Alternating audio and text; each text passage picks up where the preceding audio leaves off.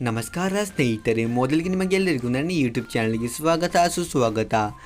ನಮ್ಮ ಬೆಂಗಳೂರು ಬುಲ್ಸ್ನ ತಂಡ ಜೈಪುರ್ ಪಿಂಕ್ ಪ್ಯಾಂಥರ್ಸನ್ನು ಸೋಲಿಸಿ ಕಂಟಿನ್ಯೂಸ್ ಆಗಿ 3 ಪಂದ್ಯಗಳನ್ನು ಗೆದ್ದಿದ್ದು ಈಗ ಪಾಯಿಂಟ್ಸ್ ಟೇಬಲ್ ಅಲ್ಲಿ ಕೂಡ ತುಂಬಾ ಉತ್ತಮವಾದ ಪೊಸಿಷನ್ ಅಲ್ಲಿ ಇದೆ. ಮತ್ತೆ ಈಗ ಎಲ್ಲ ತಂಡಗಳು ಆಲ್ಮೋಸ್ಟ್ ಆಗಿ 5 ರಿಂದ 6 ಪಂದ್ಯಗಳನ್ನು ಮುಕ್ತಾಯಗೊಂಡಿದ್ದು ಈಗ ನಮಗೆ ಯಾವ ಕೆಲವು ತಂಡಗಳು ಕ್ವಾಲಿಫೈ ಆಗಬಹುದು ಮತ್ತು ಯಾವ ತಂಡಗಳು ಕ್ವಾಲಿಫೈ ಆಗೋದು ಡೌಟ್ ಅಂತ ಗೊತ್ತಾಗಿದೆ. ಹಾಗಾಗಿ ಇವತ್ತಿನ ಈ ವಿಡಿಯೋದಲ್ಲಿ ನಾವು ಈಗ ಸದ್ಯದ ಪಾಯಿಂಟ್ಸ್ ಟೇಬಲ್ ಯಾವ ಥರ ಇದೆ ಅಂತ ನೋಡೋಣ. ಆದರೆ ಈ ವಿಡಿಯೋವನ್ನು ಶುರು ಮಾಡೋದಕ್ಕಿಂತ ಮುಂಚೆ ನೀವೇನಾದರೂ ನನ್ನ ಯೂಟ್ಯೂಬ್ ಚಾನಲ್ಗೆ ಹೊಸಬರಾಗಿದ್ದರೆ ನೀವು ಬೇಗನೆ ಚಾನಲ್ನ ಸಬ್ಸ್ಕ್ರೈಬ್ ಮಾಡಿಕೊಂಡು ವಿಡಿಯೋವನ್ನು ಕೂಡ ಲೈಕ್ ಮಾಡಿ ಇಟ್ಕೊಳ್ಳಿ.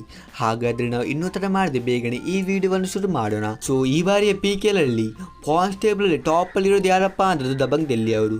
ಹೌದು, ದಬಂಗ್ ಡೆಲ್ಲಿ ಅವರು 5 ಪಂದ್ಯವನ್ನು ಆಡಿದ್ದು 5ರಲ್ಲಿ ಕೂಡ ಗೆದ್ದು ಟಾಪ್ ಅಲ್ಲಿ ಇದ್ದಾರೆ. ಮತ್ತೆ ಈ ಬಾರಿಯ PKL ಅಲ್ಲಿ ಇವರು ಮಾತ್ರ ಒಂದೇ ಒಂದು ಪಂದ್ಯವನ್ನು ಸೋಲಿಲ್ಲ. ಹಾಗಾಗಿ ನೋಡೋಣ ಮುಂದೆ ಯಾವಾಗ ಇವರು ಸೋಲ್ತಾರಂತ. ಆಮೇಲೆ 2ನೇ ಸ್ಥಾನದಲ್ಲಿರುವ ತಂಡ ಬಂದ್ಬಿಟ್ಟು ಪುಣೇರಿ ಪಲ್ಟನ್ಸ್ ಅವರು. ಇವರಲ್ಲಿ 6 ಪಂದ್ಯವನ್ನು ಆಡಿದ್ದು 4ರಲ್ಲಿ ಗೆದ್ದು 2ರಲ್ಲಿ ಸೋತಿದ್ದಾರೆ. ಇವರ ಬಳಿಯಲ್ಲಿ 8 ಪಾಯಿಂಟ್ಸ್ ಇದೆ.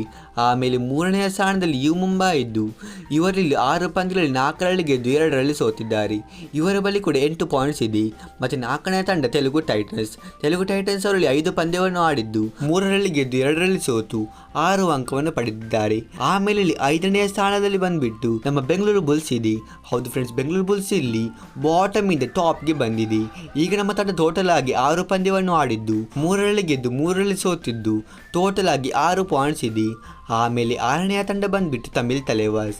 ಇವರಲ್ಲಿ 4 ಪಂದ್ಯವನ್ನು ಆಡಿದ್ದು 2ರಲ್ಲಿ ಗೆದ್ದು 2ರಲ್ಲಿ ಸೋತಿದ್ದು 4 ಅಂಕಗಳು ಇದೆ. ನಂತರ 7ನೇ ತಂಡ ಬಂದ್ಬಿಟ್ಟು ಜೈಪುರ್ ಪಿಂಕ್ ಪ್ಯಾಂಥರ್ಸ್. ಇವರಲ್ಲಿ 5 ಪಂದ್ಯವನ್ನು ಆಡಿದ್ದು 2ರಲ್ಲಿ ಗೆದ್ದರೆ 3ರಲ್ಲಿ ಸೋತಿದ್ದಾರೆ. ಹಾಗಾಗಿ ಇವರ ಬಳಿಯಲ್ಲಿ 4 ಪಾಯಿಂಟ್ಸ್ ಇದೆ.